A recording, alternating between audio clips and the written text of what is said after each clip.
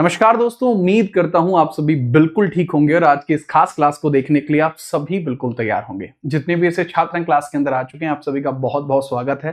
ताबड़तोड़, धुआंधार और भौकाल, क्योंकि अब की बार आप सभी जानते हैं कि चीजों को बेहतर करने के लिए संपूर्ण बेड़ा मैंने यहाँ पर उठाया है, जिससे कि आपकी चीजों को मैं इतना बेहतर कर पाऊं कि आपको कोई समस्या ही ना हो।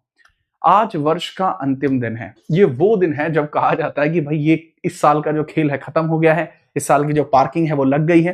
ये सब बातें कही जाती हैं।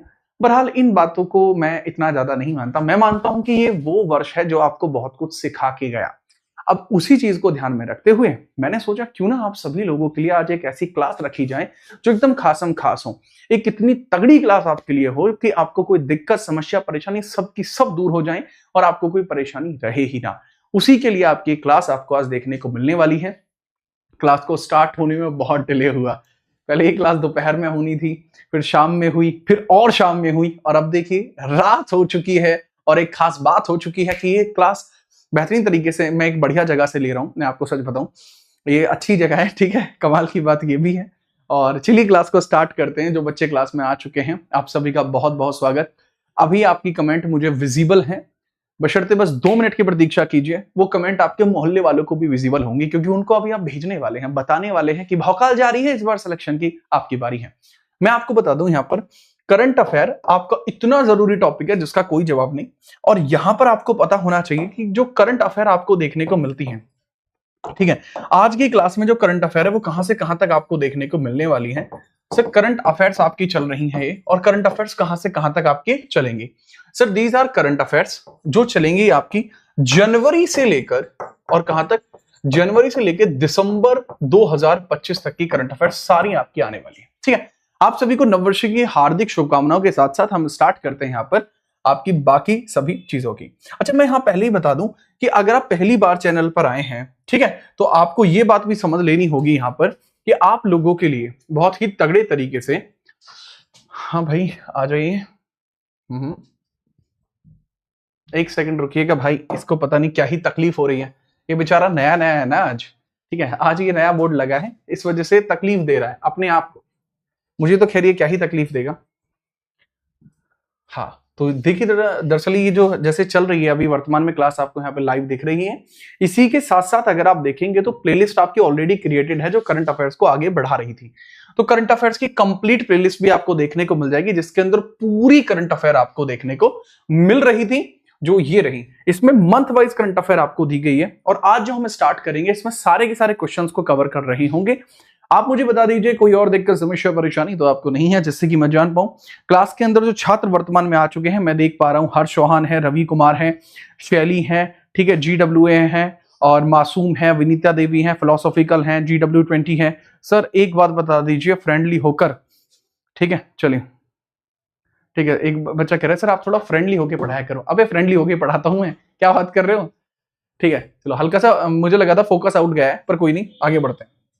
चलो यहां से शुरुआत कर रहा हूं पहले सवाल से। ये रहा सवाल आपके सामने। पहला सवाल है, संयुक्त राष्ट्र पर्यटन का नेतृत्व करने वाली पहली महिला हाल ही में कौन बनी है? Who recently became the first woman to lead United Nation tourism. United Nation के अंदर टूरिज्म को आगे बढ़ाने वाली जो पहली महिला बनी है वो आपको कौन देखने को मिली है, उनके बारे में पूछा जा रहा है। तो आप बताएंगे यूनाइटेड नेशन के अंदर जो पहली महिला आपको बनी है वो कौन बनी है? Sir that is Sheikha Nasser Al Nowais आपको देखने को मिली है। अच्छा, बाकी इनके बारे में और भी चर्चाएं हैं, जैसे संयुक्त अरब अमीरात की जो शेख नासिर अल नवास आपको देखने को मिल रही हैं। इनके बारे में आप याद रखना, उनकी नियुक्ति की पुष्टि नवंबर 2025 में 123वें संयुक्त राष्ट्र पर्यटन कार्यकारी परिषद सत्र के दौरान की गई थी। इंपोर्टेंट है कि वह जनवरी 2026 से अपना 4 साल का कार्यकाल संभालेंगी, यानी वो 4 साल तक अपने टेन्योर पर रहेंगी जनवरी 2026 से। अगर मैं बात करता हूं यूनाइटेड नेशन टूरिज्म की, इसकी स्थापना 1 नवंबर 1975 को हुई, मैड्रिड स्पेन में। सदस्य देश 160 हैं। जुरेब पोलो शिविल्की आपको देखने को मिलते हैं। यूएन टूरिज्म हर साल 27 सितंबर को विश्व पर्यटन दिवस मनाता है। तो वर्ल्ड टूरिज्म डे इनके द्वारा सेलिब्रेट किया जाता है। वो भी कब? सर ये मनाया जाता है हर साल 27 सितंबर को। विश्व पर्यटन संगठन world tourism organization United Nation WTO का ही हिस्सा आपको देखने को मिलता है। आगे हम बात करते हैं अगला सवाल। हाल ही में किस देश ने विश्व स्वास्थ्य संगठन और पेरिस जल समझौते से बाहर होने की घोषणा की है? मतलब WHO से भी बाहर होगा और जो पेरिस अकॉर्ड आपको देखने को मिलता है, दोनों ही समझौते से बाहर होने की जो योजना इस बार बनाई है वो किसके द्वारा बनाई गई है, उसके बारे में आपसे पूछा जा रहा है, वो आपको बताना है। चलिए इसमें भी हम बहुत क्लैरिटी के साथ आपको बताते हैं। सर ये जो घोषणा है अभी वर्तमान में की है अमेरिका ने कहा है कि वो पेरिस क्लाइमेट एग्रीमेंट से भी बाहर होगा और डब्ल्यूएचओ से भी बाहर होगा। पेरिस क्लाइमेट एग्रीमेंट 2015 वही है जिसके अंदर आपको इंटरनेशनल सोलर अलायंस देखने को मिलता है। जो इंटरनेशनल सोलर अलायंस वाला जो कॉन्सेप्ट था वो इन्हीं का था, जो वर्तमान में इन्होंने अब बंद कर दिया है। इसके बारे में थोड़ा सा आप याद रखेंगे, ठीक है। चलो अगला सवाल। अमेरिका ने विश्व स्वास्थ्य संगठन और पेरिस जल समझौते से बाहर होने की घोषणा कर दी है। डोनाल्ड ट्रंप 2020 में राष्ट्रपति के रूप में अपने पहले कार्यकाल में कोविड-19 महामारी से निपटने में डब्ल्यूएचओ की अक्षमता के कारण डब्ल्यूएचओ से अमेरिकी सदस्यता को समाप्त करने का आदेश पारित करते हैं। सबसे ट्रंपू भाई आए हैं ना, ट्रंपू भाई का लेवल ही बढ़ गया है। ट्रंपू भाई ने कह दिया कि भाई छोड़ूंगा किसी को नहीं, अब वो डब्ल्यूएचओ हो या पेरिस कॉन्फ्रेंस हो, छोड़ूंगा किसी को नहीं। चलो आगे हम बात करते हैं। हाल ही में बांग्लादेश की अपदस्थ प्रधानमंत्री शेख हसीना को कितने महीने की सजा सुनाई गई है? तो कितने महीने की जो सजा है वो सुनाई गई है उसके बारे में आपसे पूछा जा रहा है। मतलब यहीं पर इनका ही देश है जहां की प्रधानमंत्री रही थी, इन्हीं को ही सजा सुना दी गई है। तो वो आप बताइए कितने महीने की सजा यहां पर सुनाई गई है? सजा इन्हीं को सुनाई गई है, उसके बारे में हम चर्चा थोड़ी सी कर लेते हैं। सर 6 महीने की सजा इनको सुनाई गई है। कितनी? 6 महीने की। थोड़ा बात कर लेते हैं। बांग्लादेश की अपदस्थ प्रधानमंत्री शेख हसीना को इंटरनेशनल क्राइम ट्राइब्यूनल आईसीटी ने 6 महीने की जो जेल की सजा सुनाई है। अदालत की अवमानना करने पर इनको यह सजा सुनाई गई है। पिछले साल अगस्त 2024 में पद छोड़ने के बाद से यह पहली बार है जब हसीना को किसी मामले में सजा सुनाई गई है। पहली बार इनको सजा सुनाई गई है किसी मामले में, पहली बार, ठीक है। इसमें थोड़ा याद रखना। शेख हसीना और उनकी सरकार के नेताओं पर मुकदमा चलाया जा रहा है। इनकी जो पार्टी का नाम है वो है आवामी लीग। आवामी लीग इनकी पार्टी का नाम है, जो यहाँ पर सजा की वजह से आपको थोड़ा सा परेशान भी देखने को मिल रही हैं। ठीक है, चलिए हम बात करते हैं नेक्स्ट। हाल ही में अमेरिकी राष्ट्रपति डोनाल्ड ट्रंप ने अपने किस सीमा पर राष्ट्रीय आपातकाल की घोषणा की है? अभी डोनाल्ड ट्रंप के द्वारा घोषणा की गई कि हमारे यहाँ इमरजेंसी रहेगी, तो वो कहां पर इमरजेंसी की जो चर्चा है वो यहां पर इनके द्वारा की गई है, उसके बारे में थोड़ी सी चर्चा कर लीजिए। बताते हैं यह चर्चा किस प्रकार से की गई है, उसमें भी थोड़ा सा हम पॉइंट आउट कर लेते हैं और चीजों को समझ लेते हैं। चलो सर, अगर हम बात करते हैं डोनाल्ड ट्रंप के बारे में, डोनाल्ड ट्रंप के बारे में अगर हम चर्चा करते हैं तो इनकी जो सदर्न सीमा है, जो सदर्न बॉर्डर है, यहां पर वो सजा आपको देखने को मिल जाएगी। अमेरिकी राष्ट्रपति डोनाल्ड ट्रंप ने दक्षिण सीमा पर राष्ट्रीय आपातकाल की घोषणा की है। डोनाल्ड ट्रंप ने संयुक्त राज्य अमेरिका में अप्रवासन और शरण पर कई प्रतिबंधों की घोषणा की है। उन्होंने कहा कि अमेरिका मैक्सिको सेना पर सेना भेजी जाएगी और जन्मसिद्ध नागरिकता को समाप्त कर दिया जाएगा। जो मैक्सिको के अंदर नागरिकता को इस प्रकार से देख रहे हैं तो नागरिकता रद्द होगी, ऐसा प्रावधान यहां पर किया गया है।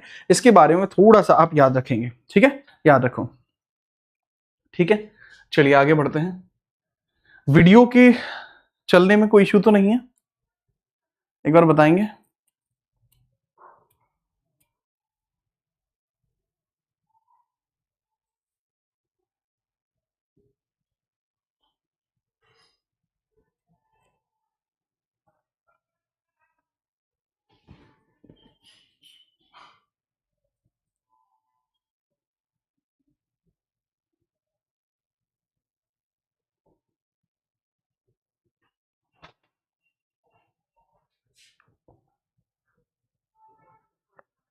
हल्का सा थोड़ा इश्यू देखने को मिल रहा है। अगर आप सब चाहते हैं तो इस वीडियो को हम कल भी कंटिन्यू कर सकते हैं। धुंधला दिख रहा है, क्वालिटी थोड़ा लो है।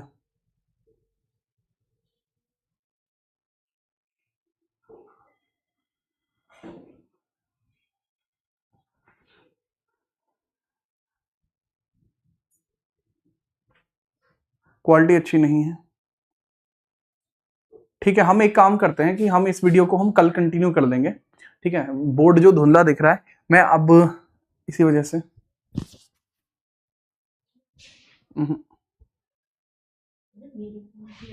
दिखा ना।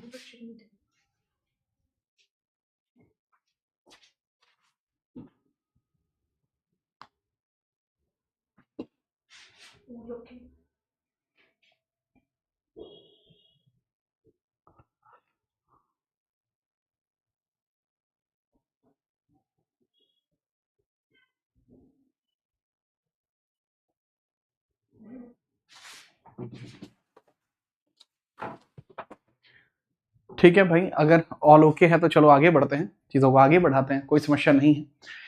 चलो, तो हाल ही में अमेरिकी राष्ट्रपति डोनाल्ड ट्रंप ने किन देशों से आयात पर भारी शुल्क लगा दिया? रिसेंटली जो यूएस प्रेसिडेंट आपको देखने को मिलते हैं, इनके द्वारा अभी बहुत ज्यादा टैरिफ लगाया गया है। तो टैरिफ कहां लगाया गया उसमें थोड़ा सा पूछा जा रहा है, तो आप बताएंगे सर। रिसेंटली ये tariff Mexico, Canada, China, India पर भी इस प्रकार का टैरिफ इनके द्वारा लगाया गया है, तो उसके बारे में थोड़ा आप याद रखेंगे, उपरोक्त सभी पर। इवन इसके बारे में क्लासिफिकेशन यहां भी किया गया है कि अमेरिकी राष्ट्रपति डोनाल्ड ट्रंप ने 1 फरवरी 2025 को एक कार्यकारी आदेश पर हस्ताक्षर किया। इसके तहत मैक्सिको, कनाडा और चीन से आयात पर भारी शुल्क लागू किया गया। इस पर भारी शुल्क यहां पर लागू किया गया है। नेक्स्ट, हाल ही में किस देश ने अंग्रेजी को अपना आधिकारिक भाषा बनाने की घोषणा की है? रिसेंटली कौन सा ऐसा कंट्री है जिसने रिसेंटली अनाउंसमेंट किया कि यहां पर आपको देखने को मिलेगा कि जो इंग्लिश भाषा है उसको यहां पर घोषित कर दिया जाएगा उनकी नेशनल लैंग्वेज के तौर पर? करेक्ट आंसर आपको यहां देखने को मिल जाएगा अमेरिका। सर, क्या पहले यहां पर इंग्लिश जो थी, क्या वो इनकी नेशनल लैंग्वेज नहीं थी? अभी तक इंग्लिश इनकी नेशनल लैंग्वेज नहीं थी, बट ऐसे ही अभी घोषणा हुई है कि इंग्लिश इनकी नेशनल लैंग्वेज रहेगी। अमेरिका ने रूस यूक्रेन युद्ध रोकने के लिए 30 दिवसीय सीज फायर घोषित किया था और इसी दौरान इनके द्वारा यह घोषणा भी की गई थी। ठीक है, याद रखना। अमेरिका ने किस देश को छोड़कर बाकी देशों पर लगाए गए उच्च टैरिफ पर 90 दिनों की रोक लगाई है? तो इन्होंने चाइना को छोड़कर बाकी देशों के ऊपर जो भी टैरिफ लगाए थे, ठीक है, वो जारी रखे हैं, लेकिन बाकी चाइना से इन्होंने कहा है कि भाई सभी देशों पर लगाए गए टैरिफ 90 दिनों का रोक लगाई है, लेकिन चाइना पर नहीं लगाई। उन्होंने कहा चाइना के ऊपर टैरिफ लगे रहेंगे, बाकी जो टैरिफ हैं वो अभी नहीं लगेंगे, लेकिन बाकी जितने भी कंट्रीज हैं उन पर टैरिफ लगे रहेंगे।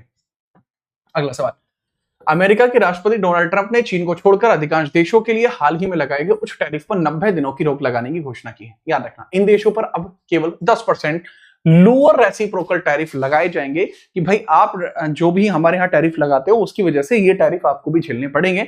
इस तरीके का यहाँ कॉन्सेप्ट कुछ निकाला गया है। नेक्स्ट, अगला, पीएम मोदी ने ब्राजील के साथ वर्ष 2030 तक व्यापार कितने तक पहुंचाने का लक्ष्य रखा है?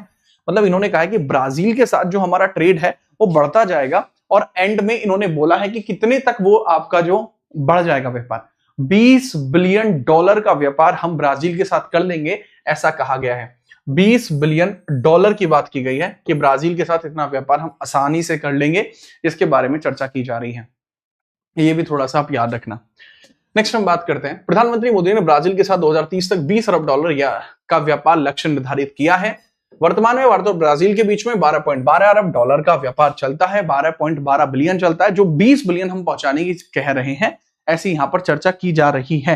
ठीक है, चलिए, ठीक है, हाँ भाई, सभी यूपीजी का स्टार्ट की जाएगी, टेंशन मत लो।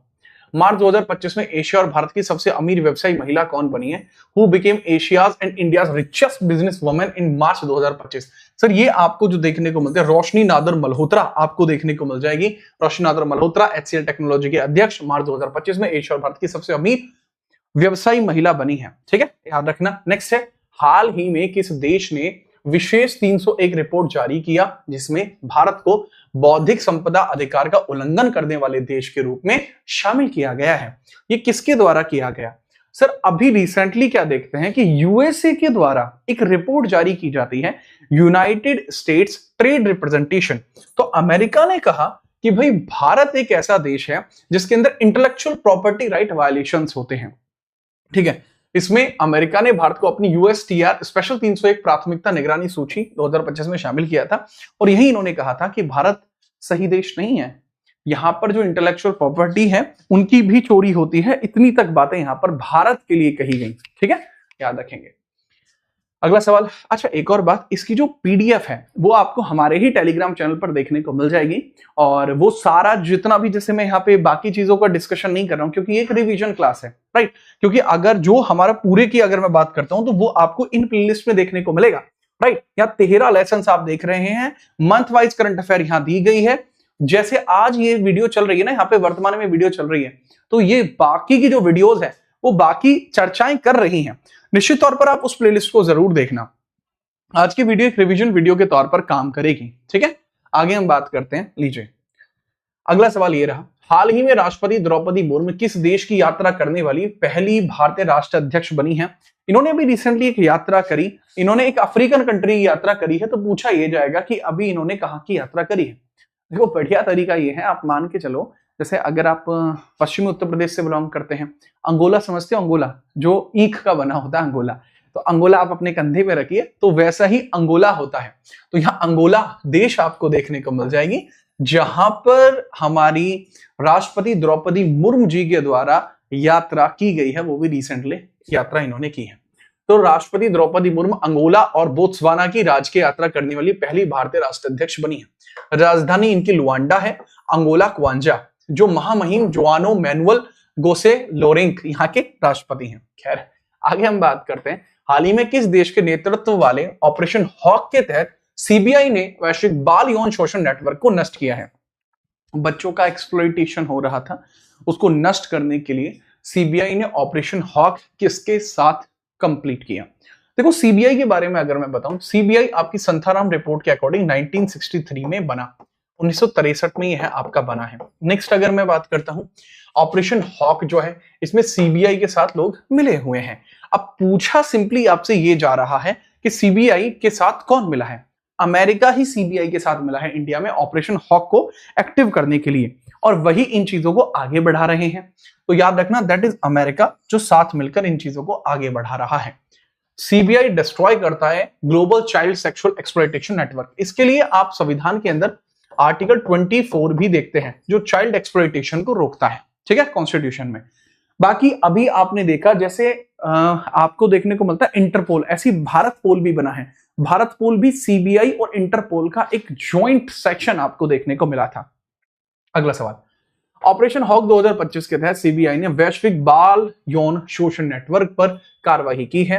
तो अमेरिका के नेतृत्व वाले ऑपरेशन हॉक की खुफिया एजेंसी के आधार पर केंद्रीय जांच ब्यूरो ने वैश्विक कनेक्शन वाले यौन शोषण की बात यहां पर की है। आगे बात करते हैं, हाल ही में किसे रोमन कैथोलिक चर्च का 267वां जो पोप है वो नियुक्त किया जाता है? सर जो कैथोलिक चर्च होते हैं इसके अंदर जो सबसे इंपॉर्टेंट पर्सन होता है दैट इज पोप।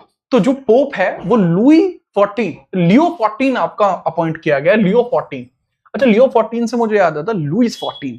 लुईस 14 एक राजा आपको देखने को मिलता है जिसने भारत के अंदर पहले फ्रांस कार्नोली डी हॉटमैन को 1664 में भेजने के लिए आदेश पारित किया था, वो लुईस 14 था। आप मॉडर्न हिस्ट्री पढ़े हो ना मुझसे, तो मॉडर्न हिस्ट्री के अंदर ही मैं बता रहा होता हूँ इस प्रकार की बातों को, ठीक है, ये सब बातें मैं वहीं बता रहा होता हूँ, उनको भी याद रखना। चलिए, अमेरिका के रॉबर्ट फ्रांसिस प्रीवोस्टो ने नया पोप चुना गया है। अमेरिका के रॉबर्ट फ्रांसिस प्रीवोस्टो का नया पोप चुना गया है, 267वें नंबर के हैं, ठीक है, याद रखना। इन्होंने पोप फ्रांसिस का स्थान लिया है जिनका निधन 2025 में अप्रैल में हुआ था। इनको लियो 14 भी बोला जा रहा है।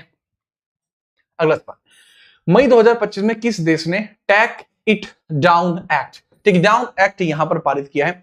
टेक इट डाउन एक्ट यहां पर पारित किया है, उसके बारे में आपसे पूछा जा रहा है, वो किसने पारित किया है? सर इंडिया को क्रिटिसाइज करने के लिए अमेरिका के द्वारा टेक इट डाउन जो एक्ट है वो पारित किया गया है। कौन सा एक्ट टेक इट डाउन? किसने? अमेरिका ने पारित किया है। क्यों पारित किया है अब वो समझिए।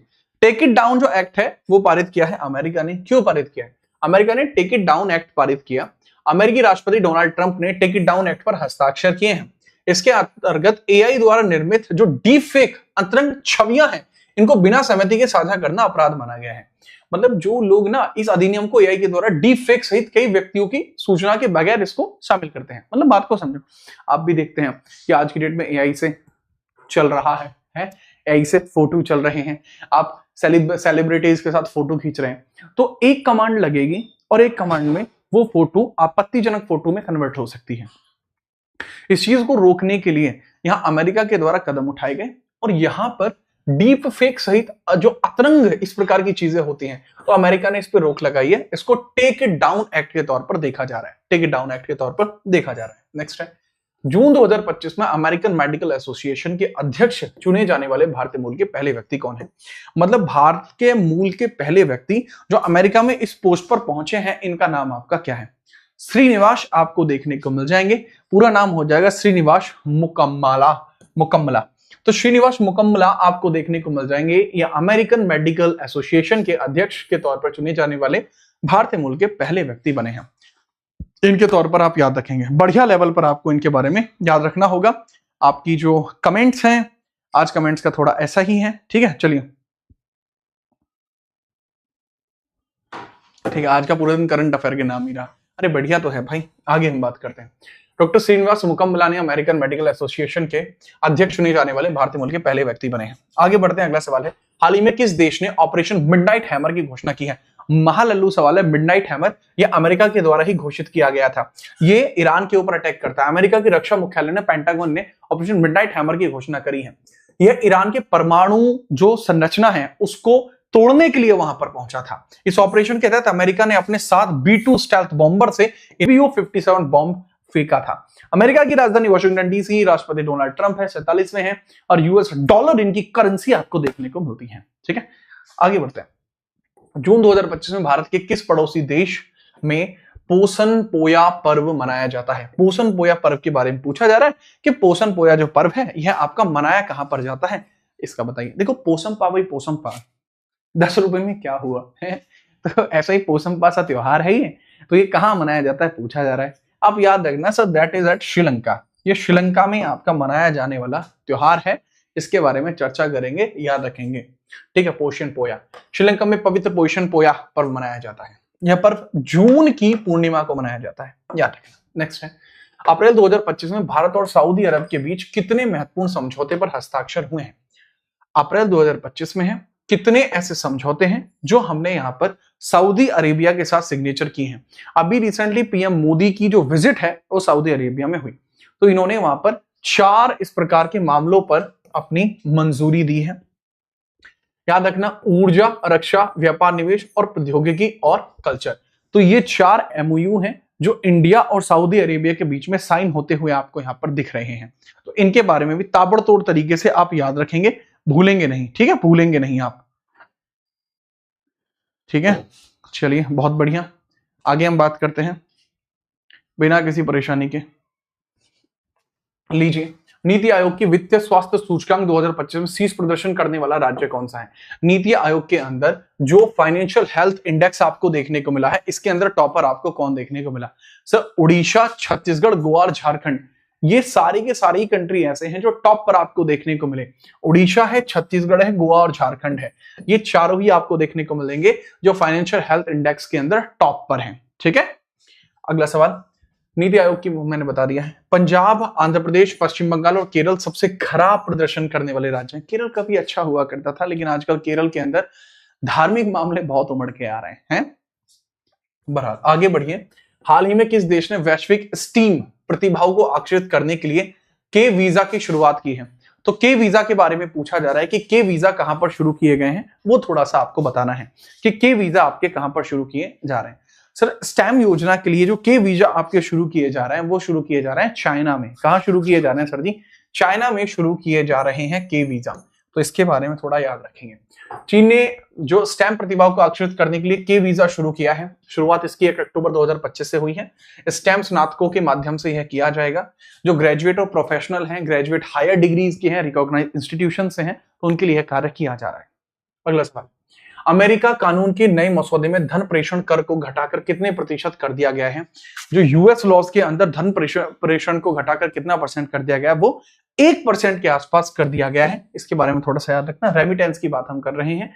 अमेरिकी कानून के नए मसौदे में धन प्रेषण रेमिटेंस टैक्स को घटाकर 1% कर दिया गया है। इसके बारे में थोड़ा सा आप याद रखेंगे। नेक्स्ट अगला सवाल, हाल ही में बांग्लादेश ने हिंसा को निपटने के लिए कौन सा ऑपरेशन यहां पर शुरू किया है, ये आपसे पूछा जा रहा है। बांग्लादेश में आप हिंसा देखते हैं, मतलब रोजमर्रा में आपको बांग्लादेश में हिंसा देखने को मिल रही है। तो अभी रिसेंटली यहां पर क्या हुआ है सर, ऑपरेशन डेविल हंट यहां पर शुरू किया गया है, जिससे कि हिंसा को रोका जा सके। हिंसा को निपटने के लिए डेविल हंट प्रोग्राम यहां पर शुरू किया गया है। अब सुरक्षा बलों ने ऑपरेशन डेविल हंट के तहत 1300 से अधिक व्यक्तियों को गिरफ्तार कर लिया है। यानी जो भी डेविल जैसा काम कर रहे हैं उनको हंट कर लिया जाए, यानी उनका शिकार कर लिया जाए। ये चीजें आपको देखने को मिली है। नेक्स्ट, हाल ही में किस देश ने उष्णकटिबंधीय चक्रवात एल्फ्रेड आया था? पूछा आपसे जा रहा है कि एल्फ्रेड नाम का अभी रिसेंटली चक्रवात आपको देखने को मिला, तो एल्फ्रेड अभी रिसेंटली कहां पर आया? सर, एल्फ्रेड नाम का चक्रवात आपको ऑस्ट्रेलिया में देखने को मिला है रिसेंटली। कहां? ऑस्ट्रेलिया में आपको देखने को मिलेगा, ऑस्ट्रेलिया में देखने को मिलेगा एल्फ्रेड। तो इसके बारे में भी थोड़ा सा आप याद रखेंगे एल्फ्रेड के बारे में। उष्णकटिबंधीय चक्रवात एल्फ्रेड पूर्वी ऑस्ट्रेलिया को प्रभावित कर रहा है और उष्णकटिबंधीय चक्रवात एल्फ्रेड क्षेत्र में तीव्र वर्षा और असामान्य रूप से बड़ी लहरें ला रहा है। 1974 के बाद पूर्वी ऑस्ट्रेलिया में आने वाला पहला चक्रवात है। यानी 1974 से पहले कॉमन था, अब वर्तमान में यह कॉमन नहीं रहा। आगे बात करते हैं, एलन मस्क ने किस नाम से एक नई राजनीतिक पार्टी बनाने की घोषणा करी है। पहले क्या एलन मस्क भाई जो थे ये सपोर्ट कर रहे थे डोनाल्ड ट्रंप को, लेकिन फिर इनकी उनसे बात बिगड़ गई। तो अभी अमेरिका के अंदर दूसरी पार्टी आपको एक समर्थन देखने को मिलता है जिसके अंदर दो पार्टियां काम करती हैं, एक डेमोक्रेटिक और एक रिपब्लिक। लेकिन इन्होंने कहा कि अब हम एक नई पार्टी बनाएंगे जिसको अमेरिका पार्टी के नाम से जाना जाएगा। किसको? अमेरिका पार्टी के नाम से इसको जाना जाएगा। तो ये थोड़ा सा आप इसमें याद रखेंगे, नाम रहेगा अमेरिका पार्टी। ठीक है, याद रखो। अगला सवाल एलन मस्क ने हो गया है। नेक्स्ट अगला सवाल यह है, हाल ही में पहलगांव हमले के लिए अमेरिका ने किस संगठन को आतंकवादी संगठन घोषित किया है। इन्होंने कहा कि जो इंडिया के अंदर पहलगाम अटैक हुआ उसकी वजह से ये कुछ पार्टियों को या कुछ दलों को या आतंकवादी घोषित करने जा रहे हैं। तो कौन से ऐसे दल हैं जिनको ये आतंकवादी घोषित करेंगे? सर तो ये आपके हो जाएंगे द रेजिडेंट फ्रंट और हिजबुल मुजाहिदीन, इन दोनों को मतलब यहाँ पे आतंकवादी घोषित कर दिया है, याद रखना। टीआरएफ को प्रॉक्सी लश्कर तैयबा के टेररिस्ट के तौर पर इन्होंने देखा है द रेजिडेंस फ्रंट पर। 26 लोग भी इसमें मारे गए थे। जलवायु जोखिम सूचकांक में भारत की रैंक आपको कौन सी देखने को मिल जाएगी? ग्लोबल जो रिस्क आपको देखने को मिलता है, क्लाइमेट रिस्क आपको जो देखने को मिला है 2025 में इंडिया की रैंक क्या है। देखो अभी फिलहाल में क्या, दिल्ली की हालत बहुत खराब है, बहुत हालत खस्ता हो चुकी है, ये बात आप भी जानते हैं। ठीक है, याद रखना।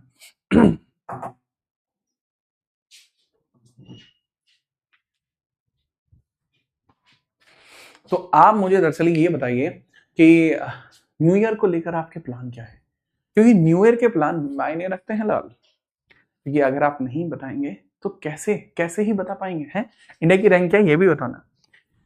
चलो इंडिया की रैंक के बारे में अगर मैं बताऊं तो इंडिया की रैंक आपको देखने को मिल रही है 6वीं, 6th रैंक इंडिया की है, जो आपको यहाँ पता होनी चाहिए।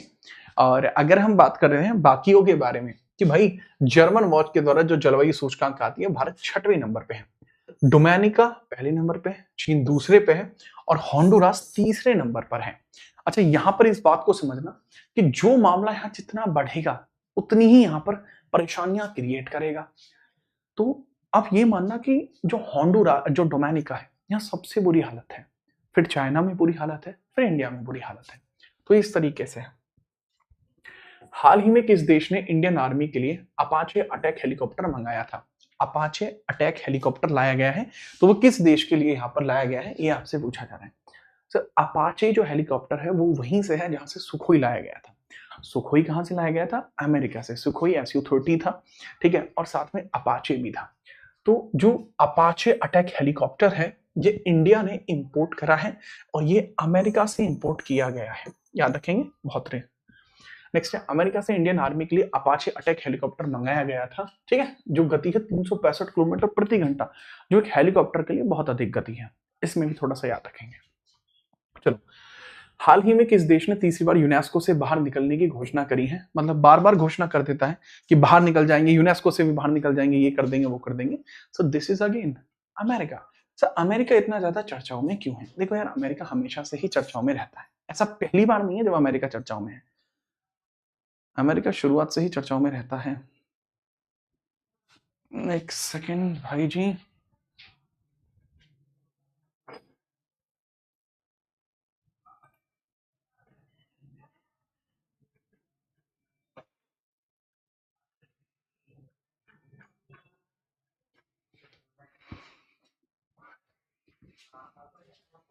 अभी ठीक है?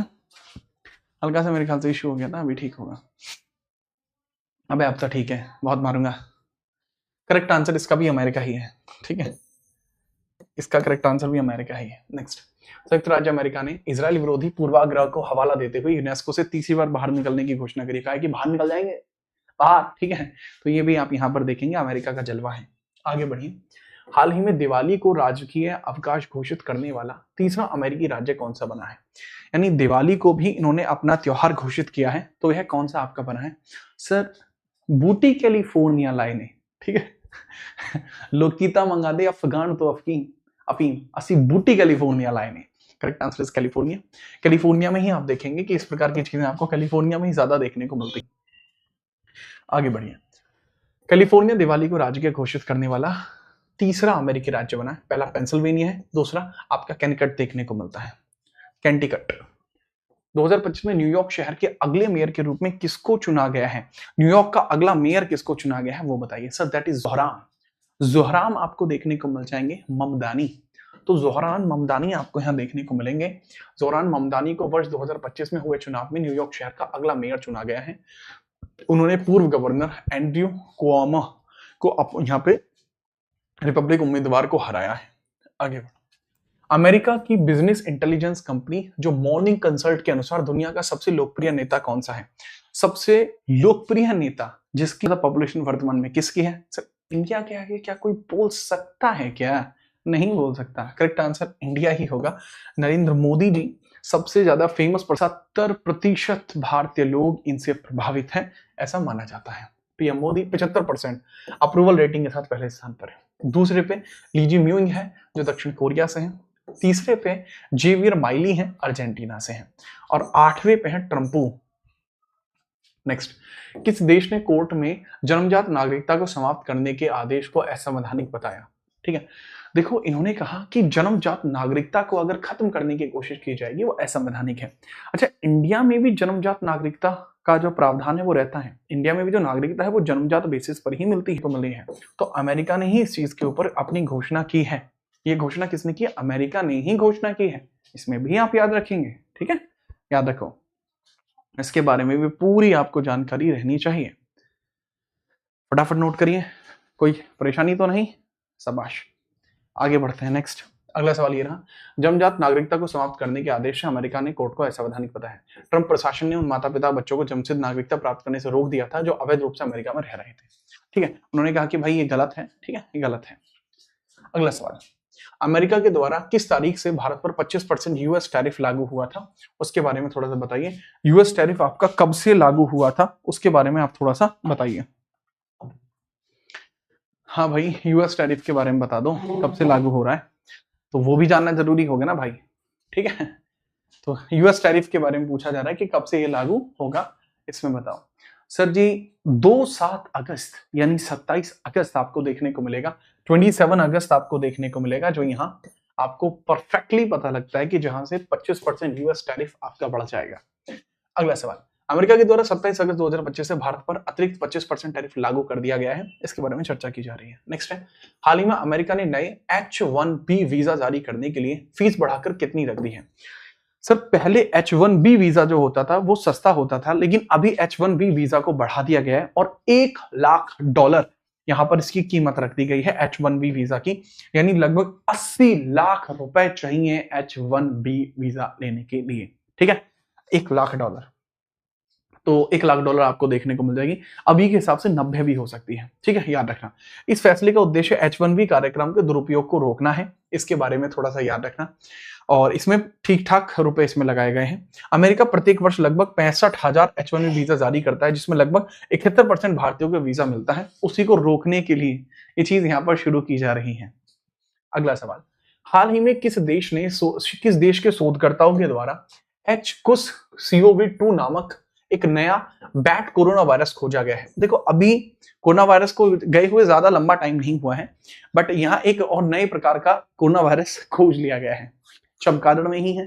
तो ऑब्वियस सी बात है कि यहाँ पर ये मिलेगा भी कहाँ? चाइना में ही मिलेगा, ज्यादा दूर नहीं जाएगा। तो HCoV-2 आपको देखने को मिलता है, चाइना में ही देखने को मिलता है। अगला सवाल, ये चाइना में है चमगादड़ वायरस, आपको देखने को मिलता है, सेम ही फैमिली का है, सार्स फैमिली होती है।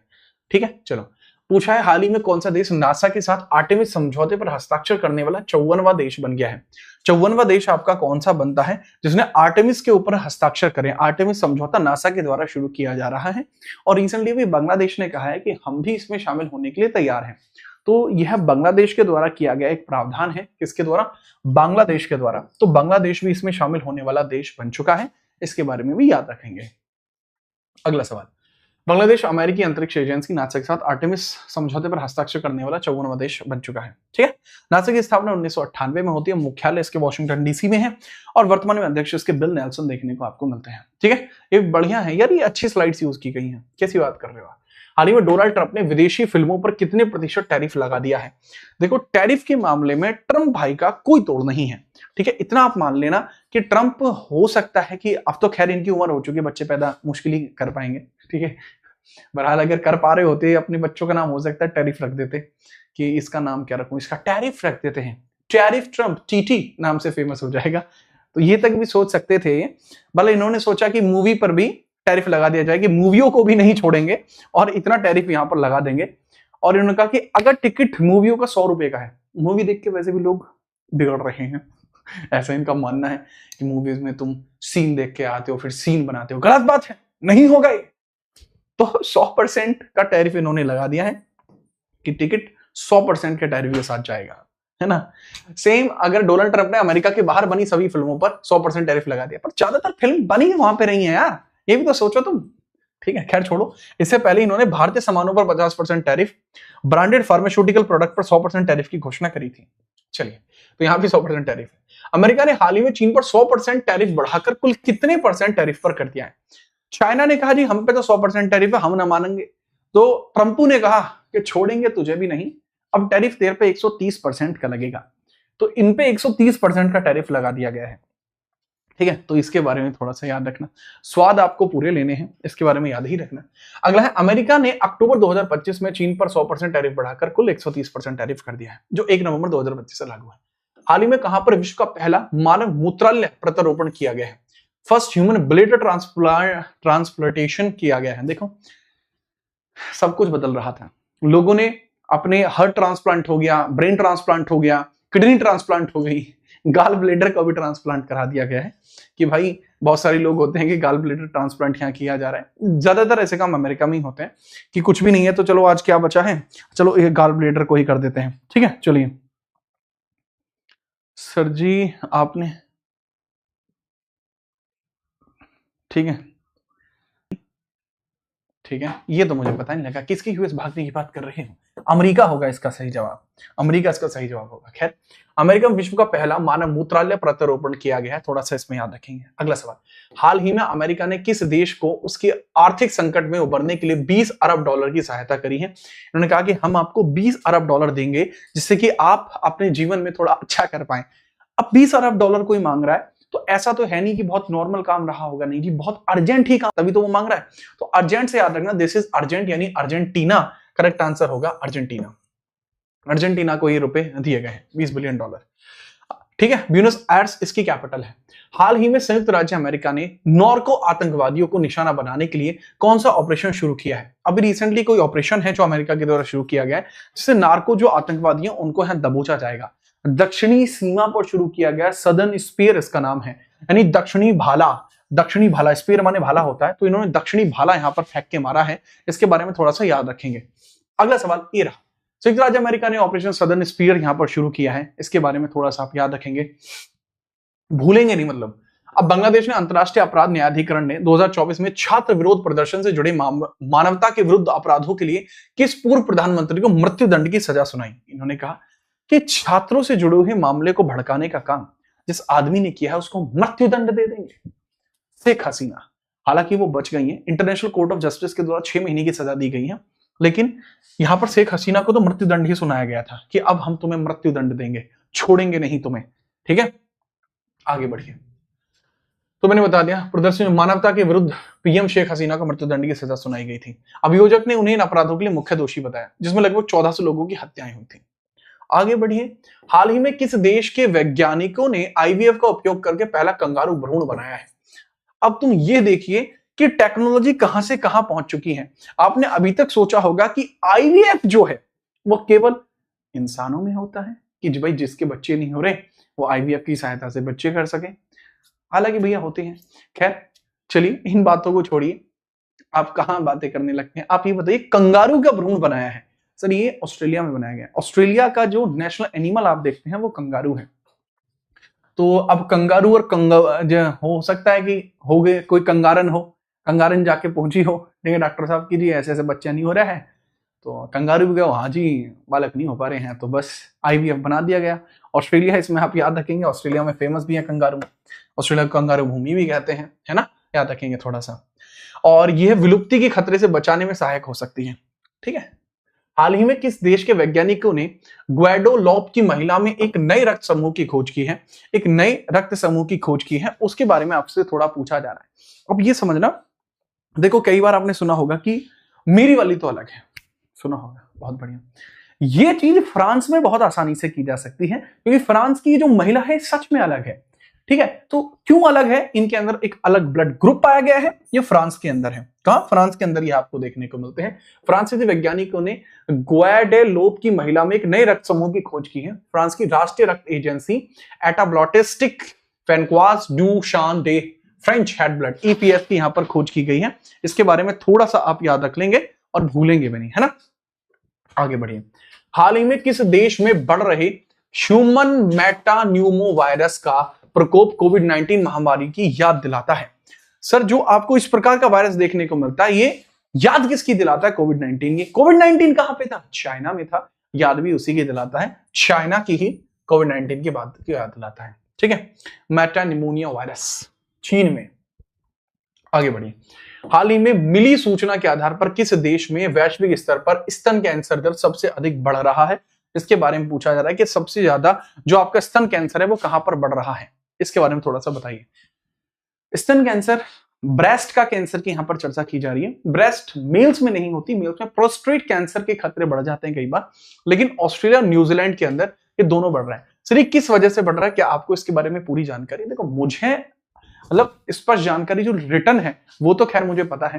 रिटर्न जानकारी मैं आपको बता दूं, जो सनस्क्रीन होती है वो सनस्क्रीन लगा लेते लगे जी गोरे हो जाएंगे, धूप में जाएंगे, सूरज नहीं कर पाएगा कुछ भी, सूरज की बैंड बजा देंगे, सनस्क्रीन लगा देंगे, उस सनस्क्रीन की वजह से ब्रेस्ट कैंसर का खतरा बढ़ रहा है।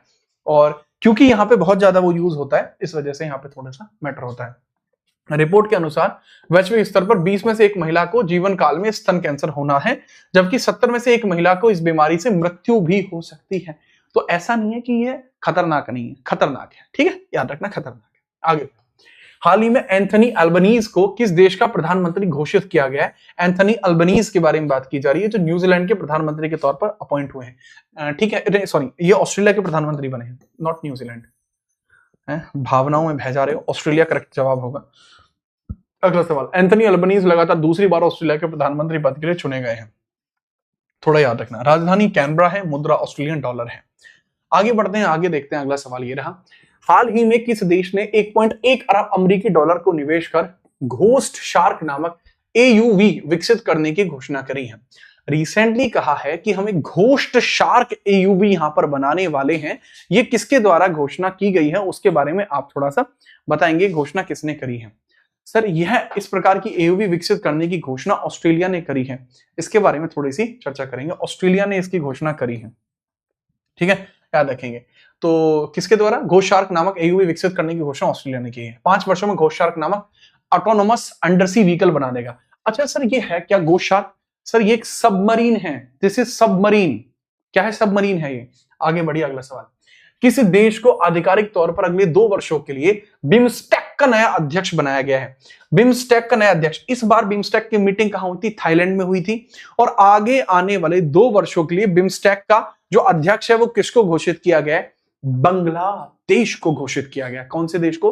बांग्लादेश को घोषित किया गया है। थोड़ा सा इसमें भी आप याद रखेंगे।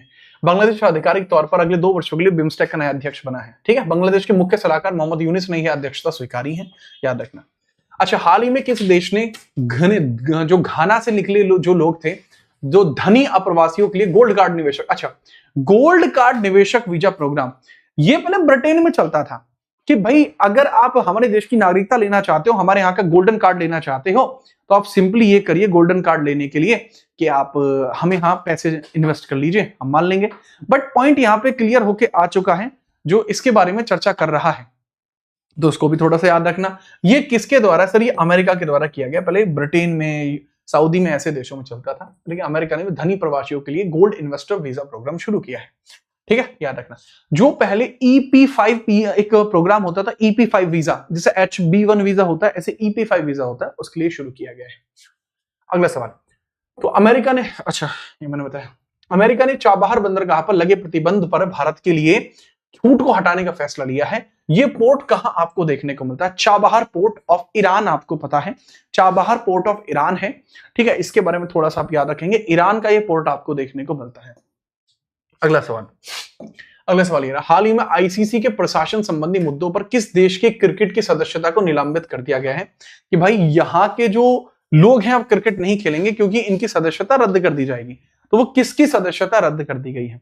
अब जब अब तक आप आंसर देख रहे हो कि यहां धड़ल्ले से अमेरिका चल रहा है, तो क्या अमेरिका बच जाएगा? नहीं जी, अमेरिका का, ठीक है, डैश डैश, चलिए आप समझ गए। ये काफी फेमस आपका जो है मीम है, इसमें आपको कई बार चर्चाएं देखने को मिलती हैं। ये आपको देखने को मिलता है क्या? अमेरिका। करेक्ट आंसर इसमें अमेरिका ही है। अंतरराष्ट्रीय क्रिकेट काउंसिल ने अमेरिका की क्रिकेट इकाई यूएसए क्रिकेट की सदस्यता को तत्काल प्रभाव से निलंबित कर दिया है, याद रखना। अच्छा, याद रखना, अभी आपको बता दूं, ये स्टेप तब आया जब क्रिकेट की प्रिपेयर करने के लिए लॉस एंजलिस ओलंपिक के अंतर्गत चाइना भी कंपीट करने वाला है, ये भी कंपीट करने वाले हैं, तो उसमें ही आपको इस प्रकार के कुछ प्रावधान देखने को मिले हैं। अगला सवाल, भारत सरकार ने भारतीय हवाई अड्डों और बंदरगाहों का उपयोग करके तीसरे देशों को निर्यात करने के लिए किस देश को दी गई ट्रांसशिपमेंट सुविधा वापस ली है? तो भाई ये पूछा जा रहा है, the government of India withdrew the transshipment facility given to which country for exporting the third country using India airport and ports. India airport and ports के लिए यह आपको कहां देखने को मिली है? Sir this is at Bangladesh, ये बांग्लादेश में ही आपको देखने को मिली है, ठीक है, याद रखिए। अच्छा, यहां पर आगे बांग्लादेश के बारे में जानकारी दी है। हमारे क्वेश्चन पूरे होते हैं, अभी 51 क्वेश्चन पूरे होते हैं, 51 क्वेश्चन पूरे होते हैं। तो ये 51 क्वेश्चन करके आपको कैसा लगा वो जरूर बताइए, और ये बताइए क्या चश्मे लगाए रखूं या हटा दूं, है ये भी बताते रहिए। यार कमेंटों का थोड़ा सा ये है कि मैं नहीं पढ़ पा रहा हूं कमेंट आपके सारे, सिर्फ पॉइंट टू पॉइंट बात कर रहा हूं, क्योंकि कदम बढ़ाओ साथी, हमें चलना भी है, चलते चलते इस दिन को ढलना भी है, कदम बढ़ाओ साथी, हमें चलना भी है, ठीक है, इसी बात को ध्यान में रखना। मजे आ रहे हैं? सवालों का लेवल आप देख रहे हैं यार, इसी प्रकार के जो क्वेश्चंस होते हैं ना वो पेपर में आते हैं, ऐसे लल्लू लाल सवाल पेपर में नहीं आते, ऐसे अच्छे अच्छे सवाल ही पेपर में आते हैं। ऐसे तो लल्लू लाल सवाल दुनिया बना रही है? लेकिन दुनिया जीत रहना थोड़ी हो सकती है, आपका खास जीत रहना है। हाँ, जोरदार। आगे हम बात करते हैं, हाल ही में किस देश के उपराष्ट्रपति को भारत की पहली आधिकारिक यात्रा के दौरान गार्ड ऑफ ऑनर से सम्मानित किया गया है? पहली आधिकारिक यात्रा, उपराष्ट्रपति को गार्ड ऑफ ऑनर दिया गया। मेजरली तो राष्ट्रपति को गार्ड ऑफ ऑनर दिया जाता है, बट यहां उपराष्ट्रपति को गार्ड ऑफ ऑनर दिया गया है, तो वो किसको दिया गया है? सर यह अमेरिका के उपराष्ट्रपति को गार्ड ऑफ ऑनर दिया गया है। जो जेडी वेंस है वो भारत के पहले आधिकारिक यात्रा के दौरान गार्ड ऑफ ऑनर इनको दिया गया है। इसमें भी थोड़ा सा आप याद रखेंगे, ठीक है, बिना परेशानी के आप इसमें याद रखेंगे। अगला सवाल ये रहा, हाल ही में भारत के लिए किस पड़ोसी देश की सरकार ने नई करेंसी जारी की है? अभी रिसेंटली करेंसी जारी की गई है, तो पूछा यह जा रहा है कि करेंसी किस देश के द्वारा जारी की गई है, इसके बारे में थोड़ा सा आप बता दीजिए। तो आप इसमें चर्चा करते हुए बताएंगे ये नई करेंसी किसने जारी की है। जो पुरानी करेंसी थी उस पर शेख मुजीबुर रहमान के फोटो थे। अब शेख मुजीबुर रहमान की फैमिली को तो निष्कासित कर दिया गया है, जो बांग्लादेश से निष्कासित किया है, तो इस वजह से आप ये देखेंगे कि बांग्लादेश के अंदर ही नई करेंसी भी अनाउंस की गई है। तो ये कहां हुआ है? बांग्लादेश में ये पूरा का पूरा प्रोविजन देखने को मिला है, याद रखेंगे, जोरदार। कोई समस्या तो नहीं है भैया? न्यू ईयर पे खुल के खेल रहे हो, हैं? जोरदार। चलिए आगे बढ़िए। बांग्लादेश की अंतरिम सरकार ने हाल ही में नई श्रृंखला के बैंक नोटों को जारी किया है। जारी किए गए मूल्य वर्ग 1000, 50 और 20 के टका है। बांग्लादेश की करेंसी टका है ना। जून 2025 में इफ्को ने कहां पर अपना पहला विदेशी नैनो संयंत्र अपना शुरू किया है? पहला विदेशी संयंत्र यहां पर शुरू किया गया है, जो इफ्को ने शुरू किया है, तो वो कहां पर किया है? ब्राजील में। जो गन्ना बहुत मजबूत होता है, ब्राजील का गन्ना बड़ा फेमस है, तो वहीं पर इन्होंने शुरू कर दिया हिसाब किताब, तो वो ब्राजील में आप थोड़ा सा देखेंगे, कहां पे? ब्राजील में। आगे बढ़िए, नेक्स्ट। इफ्को ब्राजील में पहला विदेशी नैनो उर्वरक संयंत्र स्थापित करेगा, इसके बारे में चर्चा की जा रही है। इफ्को नैनोफर्ट के साथ संयुक्त उद्यम के माध्यम से ब्राजील में पहला विदेशी नैनो यूरिया संयंत्र देखेंगे, ठीक है, आगे याद रखिए। निम्नलिखित में से कौन सा देश ट्रॉपिकल फॉरेस्ट फॉरएवर फैसिलिटी, ठीक है, TFFF, ठीक है, फर्स्ट है जो TFF के अंदर रहेगा, ये आपको कौन सा कंट्री देखने को मिला है जो TFFF के अंदर आपको देखने को मिल रहा है? Sir that is again Brazil. Brazil he TFF के अंदर शामिल हुआ है। फर्स्ट है जो इन्वेस्ट करता है ट्रॉपिकल फॉरेस्ट फॉरएवर फैसिलिटी में, ठीक है, याद रखना। देख लेते हैं, Brazil tropical forest forever facility में निवेश करने वाला पहला देश बना है। ये एक मल्टीलेटरल फाइनेंसिंग मर्चेंडाइजी है जो प्रपोज करती है कि conservation critical endangered forest globally, यानी पूरे जैसे रामसर कन्वेंशन होता था, सेम इसी तरीके से आप कुछ समय के बाद TFFF को पढ़ेंगे, ठीक है, ऐसे ही कि मतलब जो एंडेंजर्ड प्लांट्स हैं उनको बचाया जाए, ठीक है, ये सब चीजें की जाती हैं। जैसे मुझे एक प्लांट बहुत पसंद है, आज मैं हूं घर पे ही, तो चाहो तो मैं वो आपको प्लांट भी दिखा सकता हूं, है ना, वो प्लांट भी मैं आपको दिखा सकता हूं, बढ़िया प्लांट है, ठीक है। बट ना अब ना रोज क्लास रहेगी, एक चीज याद रखना, अब एक भी दिन ऐसा नहीं जाएगा जब आपकी क्लास ना हो, अब आपकी क्लास तो रहेगी रोज। आज आप लाइट वगैरह देख रहे हो, रेगुलरली में ऐसी लाइट में नहीं पढ़ा रहा होता, ठीक है, तो बढ़िया लाइट में ही पढ़ाया जाएगा। आज तो थोड़ा लाइट का इशू है, बट कल से लाइट का इशू नहीं रहेगा, तो उसको हम सही कराएंगे, ठीक है, बड़े लेवल पे सही कराएंगे, छोड़ेंगे नहीं, है जी। आगे बढ़िए, किस देश ने 2029 चुनाव से पहले मतदाता की न्यूनतम आयु को 18 वर्ष से घटाकर 16 वर्ष कर दिया है? ये ब्रिटेन ने किया है। ये ब्रिटेन ने किया है कि जो आयु है वो 18 नहीं रहेगी, 16 वर्ष कर दी जाएगी। ये ब्रिटेन के द्वारा किया गया एक अनाउंसमेंट है, थोड़ा याद रखना। अगला सवाल, ब्रिटेन सरकार ने 2029 चुनाव से पहले मतदाता की न्यूनतम आयु 18 वर्ष से घटाकर 16 कर दी गई है। पिछले चुनाव में लेबर पार्टी ने अपनी घोषणा पत्र में मतदाता की आयु को कम करने का वादा किया था। इस कदम से पूरे ब्रिटेन के चुनाव स्कॉटलैंड वेल्स क्षेत्र के समान हो जाएंगे, ठीक है, याद रखना। नेक्स्ट, हाल ही में भारत और किस देश के बीच अब तक का सबसे बड़ा मुक्त व्यापार समझौता FTA हुआ है? फ्री ट्रेड एग्रीमेंट आपको देखने को मिला है, सबसे बड़ा फ्री ट्रेड एग्रीमेंट। पूछा जा रहा है किस किस के साथ अब ये साइन किया गया फ्री ट्रेड एग्रीमेंट, तो उसमें थोड़ा सा आप याद रखना। सर ये जो फ्री ट्रेड एग्रीमेंट है ये मालदीव के साथ अब यहां पर साइन किया गया है, ठीक है, लेकिन मालदीव से पहले पूछा जा रहा है, ये मालदीव से पहले के पूछा गया, ये इमेज मालदीव का लगा दिया, लेकिन इससे पहले हम ब्रिटेन के साथ इस प्रकार का सौदा कर चुके हैं। भारत और ब्रिटेन अब तक का सबसे बड़ा मुक्त व्यापार समझौता यहां पर किया गया है जुलाई 2025 में, ठीक है, याद रखना, और ये यहां पर शामिल हुआ है। ओके, बहुत बढ़िया। हाल ही में भारत ने किस देश के साथ पहली बार रेल कनेक्टिविटी शुरू करने की घोषणा की है? मतलब अब तक रेल कनेक्टिविटी नहीं थी, लेकिन हम पहली बार रेल कनेक्टिविटी शुरू करने जा रहे हैं भूटान के साथ। भूटान के साथ रेल कनेक्टिविटी शुरू कर रहे हैं, और इसमें आप याद रखना ये लाइनें भूटान के प्रमुख शहरों को असम और पश्चिम बंगाल के कुछ हिस्से से जोड़ेंगे। भूटान के गेल्फू से असम के कोकराझार तक, ठीक है, दो शुरू किए गए हैं, और दूसरा भूटान के सामते से को पश्चिम बंगाल के बनारहाट से, दो स्टार्ट किए। एक तो गेल्फू है भूटान में, इसको असम के कोकराझार तक इसको मर्ज करेंगे, और सामत से देखने को मिलता है भूटान का, इसको बनारहाट से मर्ज करेंगे, ठीक है, याद रखना। कॉस्ट 3456 करोड़ और यहाँ 577 करोड़, क्योंकि 69 किलोमीटर का एरिया 20 किलोमीटर का है। नेक्स्ट, हाल ही में किस देश ने दुनिया का सबसे लंबी सुरंग का अनावरण किया है? सबसे लंबी सुरंग इंडिया में ही आपको देखने को मिलती है, इंडिया में ही देखने को मिलती है।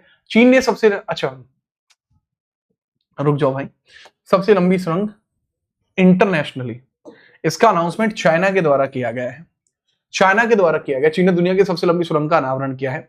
इसका जो लोकेशन है वो आपको देखने को मिल जाएगी जिनजियांग उगियार ऑटोनोमस रीजन चाइना। ये 22.13 किलोमीटर आपको देखने को मिल जाएगी, जो सबसे बड़ी है, ठीक है। इसको पार करने में आपको 3 घंटे 20 मिनट का समय लगता है, क्योंकि टनल के अंदर स्पीड रिड्यूस करनी पड़ती है, ठीक है। आगे बढ़िए, हाल ही में ईरान ने किस देश के खिलाफ ऑपरेशन ट्रू प्रॉमिस 3 शुरू किया है? ईरान लॉन्च करता है ऑपरेशन ट्रू प्रॉमिस 3, और ये किस कंट्री के अगेंस्ट में शुरू किया गया है? ट्रू प्रॉमिस 3 ऑपरेशन यहां पर शुरू किया गया है। किस देश के साथ ट्रू प्रॉमिस 3 आपका शुरू किया गया? इजराइल के साथ। ऑपरेशन ट्रू प्रॉमिस 3 आपका शुरू किया गया, इजराइल के साथ इसको शुरू किया गया, इसके बारे में थोड़ा सा आप याद रखना।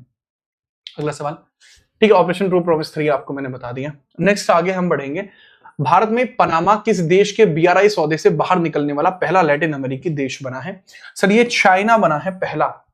Panama became the first Latin American country to withdraw from which countries BRI डील। ठीक है सर, जो बिजनेस डील होती है चाइना की, उससे बाहर निकल चुका है पनामा। तो थोड़ा सा इसके बारे में याद रखना, जो पहला लैटिन कंपनी बना है जो यहां से बाहर हो चुका है, ठीक है, याद रखना। इसको बेल्ट रोड इनिशिएटिव है, BRI बेल्ट रोड इनिशिएटिव आपको देखने को मिलता है, जिससे एक बेल्ट का मतलब एक पूरा रूट बनाया जा रहा था, जो मिडल एशिया को जोड़ रहा था इंडिया के काफी सारे हिस्से से, उसको यहां पे रोका गया है। ठीक है, अगला सवाल, हाल ही में किस देश ने बहुचर्चित बिग ब्यूटीफुल बिल पारित किया है? बिग ब्यूटीफुल बिल जो पारित किया है, पूछा जा रहा है कि ये किसके द्वारा पारित किया गया? Sir again the America big beautiful bill को पारित करता है, बीबीबी शुरू किया गया है। अमेरिकी राष्ट्रपति डोनाल्ड ट्रंप को बिग ब्यूटीफुल बिल सेनेट में पारित किया है। बिल ने सेनेट में एक महत्वपूर्ण मतदान को 51-59 के संकीर्ण अंतर से पारित किया है। ठीक है, याद रखना। जो विधेयक के प्रावधान में एक तरफ कर कटौती और दूसरी तरफ खर्चे में वृद्धि शामिल है, जो बढ़ी हुई रण सीमा के साथ मिलकर अमेरिकी सरकार को वित्तीय स्थिति को खराब कर सकता था। इस वजह से ये सारे जो पॉइंटर्स हैं वो आपको यहां देखने को मिले हैं। ठीक है, इसके बारे में थोड़ा सा आप याद रखेंगे। अगला सवाल, चीन ने दक्षिण चीन सागर में सतह से कितने मीटर की गहराई पर पहले गहरे पानी वाले स्पेस स्टेशन के निर्माण को मंजूरी दी है? पहले गहरे पानी वाले स्पेस स्टेशन को यहां मंजूरी दी गई है। तो मंजूरी किसके द्वारा दी गई है? कितने मीटर गहरा है? 2000 मीटर गहरा है जिसको यहां मंजूरी मिली है। 2000 मीटर गहरा आपको देखने को मिल जाएगा। मंजूरी दी गई है किसके द्वारा? साउथ चाइना सी में है, तो चाइना के द्वारा मंजूरी दी जाएगी, ऑब्वियस हो जाएगा। तो चीन ने दक्षिण चीन सागर में पहले गहरे पानी वाले स्पेस स्टेशन के निर्माण को मंजूरी दी है। यह शीत सीप चाइना इकोसिस्टम तंत्र को अनुसंधानिक तौर पर बढ़ाएगा। अगला सवाल, अप्रैल 2025 में अमेरिकी प्रतिबंधों के बाद किस देश ने 7 दुर्लभ मृदा तत्वों के निर्यात पर प्रतिबंध लगाया है? यानी दुर्लभ मृदा, ठीक है, यानी आप ये समझिएगा कि भाई रेस्ट्रिक्शंस लगाए गए हैं 7 रेयर अर्थ एलिमेंट्स के ऊपर। वो किसने लगाए हैं? अमेरिका के द्वारा ही ये लगाए गए हैं। ठीक है, अमेरिका के द्वारा ही यह लगाए गए हैं। बट पॉइंट ये है, अप्रैल में पहले यूएस ने सैंक्शन किया था, अब यूएस ने कहा है कि इनको हम खोद सकते हैं, लेकिन किसके द्वारा कहा गया है कि ये नहीं खोदे जाएंगे? चाइना। चाइना मेजरली ऐसा ही करता है, यूएस के हर एक स्टेप को बैकफायर करता है। तो करेक्ट लेवल पे आपको देखने को मिलेगा कि चाइना के तो द्वारा कहा गया है कि नहीं, हम इस पे रोक लगाते हैं। यूएस ने इसको मंजूरी दी थी। कौन कौन से तत्व हैं? सर समैरियम है, ग्लैडनियम है, टर्बियम है, डिस्प्रेशियम है, ड्यूटेरियम है, स्कैंडियम है और इरिटियम है। ये 7 है। चीन ने 7 दुर्लभ पृथ्वी तत्वों के निर्यात पर प्रतिबंध लगा दिया है कि भाई इनका जो एक्सपोर्ट है वो नहीं होगा। ठीक है, याद रखना। नेक्स्ट, भारत सरकार ने हाल ही में किस देश के नागरिक को पुनः भारत का पर्यटन वीजा देने की घोषणा की है? बीच में इस प्रकार के पर्यटन वीजा रोक लिए गए थे, टूरिज्म को रोक लिया गया था, बट चाइना ने इसको दोबारा से मंजूरी दे दी है कि नहीं जी, आप हमारे यहाँ विजिट कर सकते हैं। नेक्स्ट, भारत सरकार ने चीन के नागरिकों को पुनः भारत का पर्यटन वीजा देने की घोषणा की है। मैं आपको बता चुका हूं। किस देश ने विश्व हिंदी दिवस पर हिंदी में पहला सर्टिफिकेट कोर्स लॉन्च किया है? इसके बारे में पूछा है। देखो, अगर इंटरनेशनल लेवल पर भी इस चीज की तारीफ आपको देखने को मिल जाए तो ये समझ लेना कि हम विकसित हो रहे हैं। लेकिन अभी रिसेंटली श्रीलंका के अंदर कहा गया है कि हिंदी सीखना भी हमारे यहाँ एक कोर्स सर्टिफिकेशन का काम होगा, और यहां पर रखा गया है किसको? सर श्रीलंका ही आपको देखने को मिलता है जो हिंदी को लेकर सर्टिफिकेशन कोर्स लॉन्च करने वाला कंट्री बना है। करेक्ट आंसर के लेवल पर आप याद रखेंगे दिस इज श्रीलंका, जो आपको करेक्टली देखने को मिल जाएगा। बढ़िया। अगला सवाल, विश्व हिंदी दिवस पर श्रीलंका ने हिंदी में सर्टिफिकेशन लॉन्च किया है। भारत ने कितने वर्ष के रोक के बाद चीन आयात के लिए फिर से मंजूरी शुरू कर दी है? सर चाइनीज इंपोर्ट अब दोबारा से बढ़ जाएगा। ठीक है, चाइनीज इंपोर्ट अब दोबारा से बढ़ जाएगा, एक्सपोर्ट इंपोर्ट दोनों ही चीजें बढ़ जाएंगी। तो ये मंजूरी जो मिली है वो कितने वर्षों के बाद मिली है? लगभग 5 साल हो गए, इंपोर्ट रुक गया है। अब जैसे ही इंपोर्ट खुला है तो बहुत सारी चीजों के प्राइस डाउन जाएंगे। This is 5 years। ठीक है, 2020 में गलवान घाटी की झड़पों के बाद ये जो राजनयिक तनाव है इनकी वजह से ऐसा कुछ हुआ था। आगे हम बात करें, प्रधानमंत्री मोदी ने फ्रांस के दौरे के दौरान फ्रांस के राष्ट्रपति इमैनुअल मैक्रोन को किस भारतीय कलाकृति की भेंट को दिया था? मतलब इन्होंने इनको एक इस प्रकार की कलाकृति दी थी। तो पूछा यह जा रहा है, ये जो कलाकृति आप देख रहे हैं, ये कलाकृति किस प्रकार की कलाकृति आपको देखने को मिली है? सर यह आपकी क्या है? क्या ये जयंतिया है, गारो है, डोकरा है या मैतेई कलाकृति है? इस कलाकृति के बारे में आपसे पूछा जाएगा। सर यह डोकरा कलाकृति है। शुक्र है डोगरा कलाकृति नहीं है, जैसे डोकरा कलाकृति। तो थोड़ा सा इसके बारे में याद रखेंगे, दैट इज डोकरा कलाकृति, डोकरा आर्ट वर्क। अगला सवाल, प्रधानमंत्री मोदी ने फ्रांस के राष्ट्रपति इमैनुअल मैक्रों को विशेष रूप से निर्मित डोकरा कलाकृति दी थी। ठीक है, डोकरा कला 4000 साल पुरानी धातु ढलाई की प्रक्रिया है। ठीक है, याद रखना, और छत्तीसगढ़ से उत्पन्न होती है। इसको लॉस्ट वैक्स कास्टिंग तकनीक से बनाया जाता है। लॉस्ट वैक्स कास्टिंग ही इंडस वैली सिविलाइजेशन के टाइम पर यूज होती थी, तो उसको भी आप थोड़ा सा याद रख सकते हैं। आगे बढ़िए, अगला सवाल। हाल ही में किस देश में विश्व का सबसे बड़ा व्हाइट हाइड्रोजन भंडार खोजा गया है?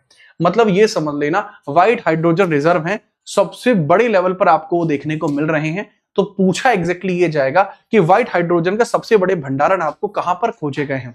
सर पहली बात तो क्या व्हाइट हाइड्रोजन भी होती है? बिल्कुल होती है। और फ्रांस में इसके सबसे बड़े भंडार जो है खोजे गए हैं, इसके बारे में भी याद रखना। कहा? फ्रांस में खोजे गए हैं इसके व्हाइट हाइड्रोजन वाले। ठीक है, चीजें आपको फ्रांस में देखने को मिल जाएंगे। अगला सवाल।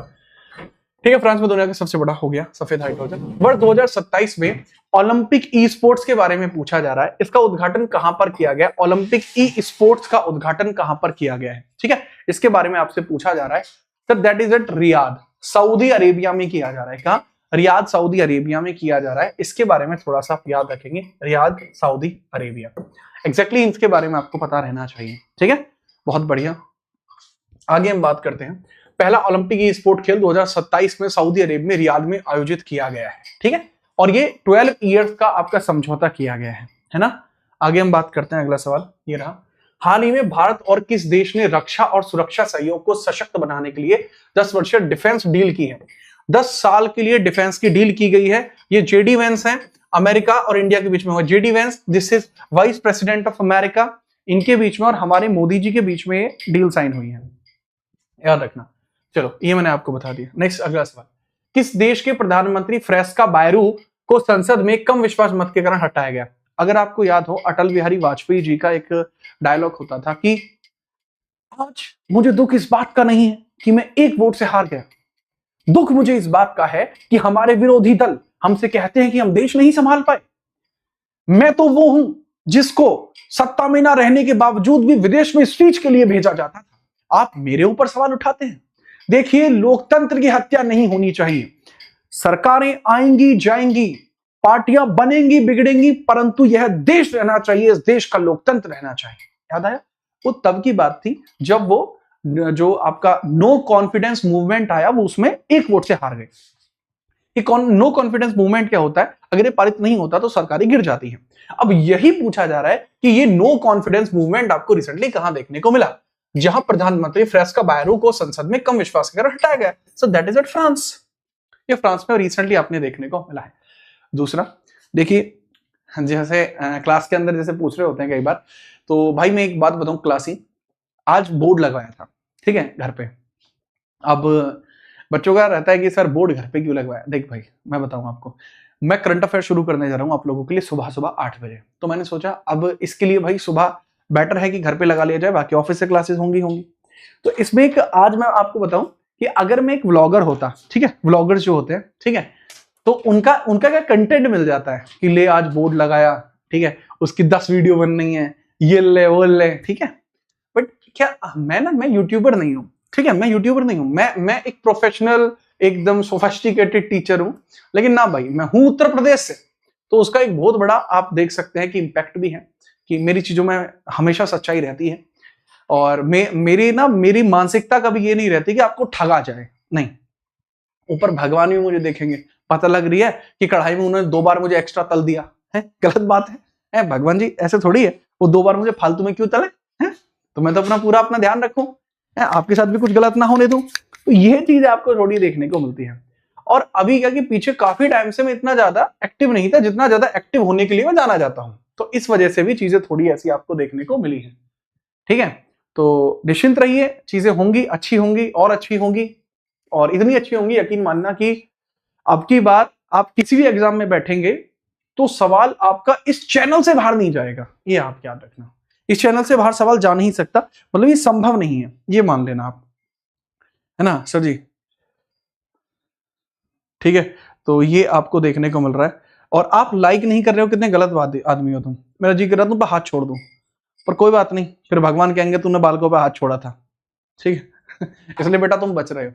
हाँ, बोर्ड का मैं ये बता रहा था कि मैंने पहले सोचा था छोटा बोर्ड में मंगा लूं, फिर मुझे याद आया कि भाई मेरे हिसाब से छोटा बोर्ड काम नहीं कर पाएगा।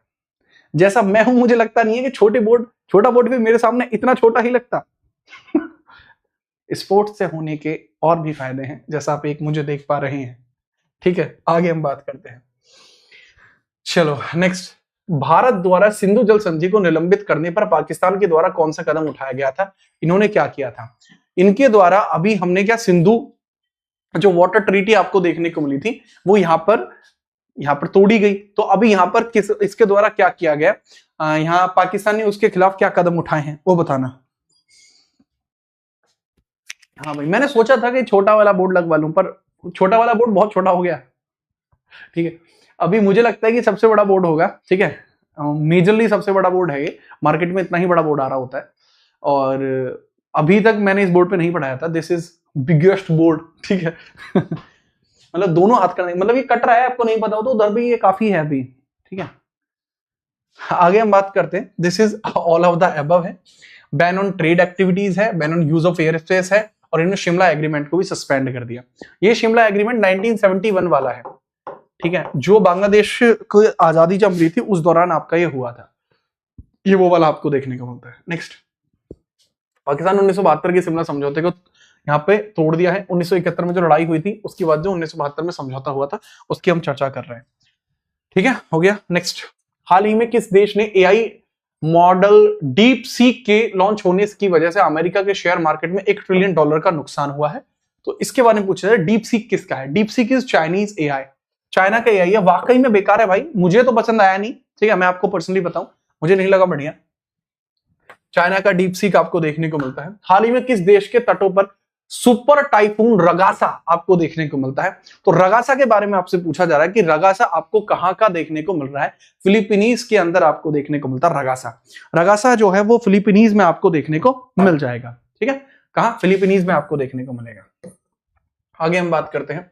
सुपर टाइफून रगासा फिलीपीनीज के कोंगयान प्रांत के कैलियोन द्वीप से टकराया है।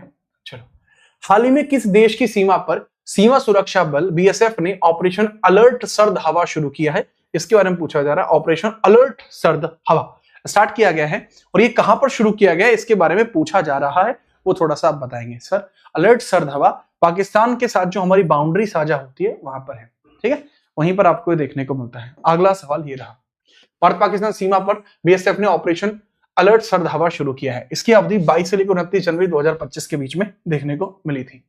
जोरान मिलोनविक को किस देश के राष्ट्रपति के तौर पर अपॉइंट किया गया है? ये जोरान भाई आपको देखने को मिलते हैं जो इस हिसाब से हंस रहे हैं, ऐसा लग रहा है कि डेयरी पे गए हों और डेयरी पर जो इनकी जो भैंस के दूध का नंबर है वो सबसे ज्यादा आया हो, इस हिसाब के खुश हो रहे हैं। ठीक है, तो इनके बारे में याद रखना, ये आपको देखने को मिलते हैं क्रोशिया के आपको देखने को मिल रहे हैं। जोरान मिलोनविक को क्रोशिया के राष्ट्रपति के रूप में फिर से चुना गया है। इनका टर्म आगे 5 वर्ष के लिए बढ़ा दिया गया है। क्रोशिया की कैपिटल ज़ाग्रेब है, मुद्रा यूरो है, और जोरान मिलोनविक आपको देखने को मिलते हैं अंद्रेज प्लेकोविच प्रधानमंत्री हैं। हाल ही में किस देश ने दक्षिण पूर्व एशिया का पहला कोरल क्रायोबैक लॉन्च किया है? ईस्ट अफ्रीका का पहला कोरल क्रायोबैक लॉन्च किया गया है, वह किसके द्वारा लॉन्च किया गया इसके बारे में आपसे पूछा जा रहा है। अगेन आंसर इज फिलीपींस के द्वारा ही लॉन्च किया जा रहा है, याद रखना।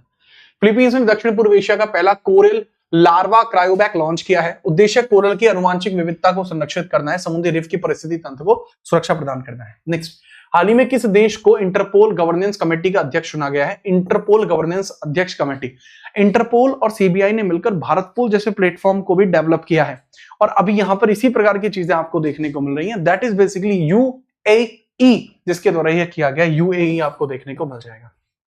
अगला सवाल, संयुक्त अरब अमीरात को इंटरपोल गवर्नेंस कमेटी का अध्यक्ष चुना गया है। ठीक है, किसको? यूएई को इलेक्ट किया गया। Chairman of the Interpol governance committee इनको अपॉइंट किया है।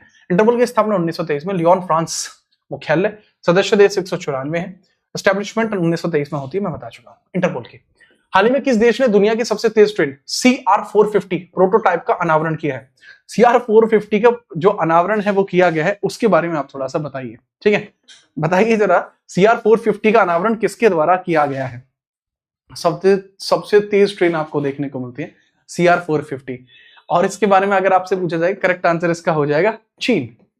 बहुत बढ़िया। आप सोच रहे होंगे कि मैं एकदम हंसा क्यों? दरअसल अभी क्या कि अभी 2 कॉफी आई हैं, और कमाल की बात है, ये 2 कॉफी क्यों आई हैं? क्योंकि मैं तो घर पे अकेला रह रहा होता हूँ। अबे घर हूं मैं, इसलिए आई हैं 2। ठीक है। हाँ बिल्कुल।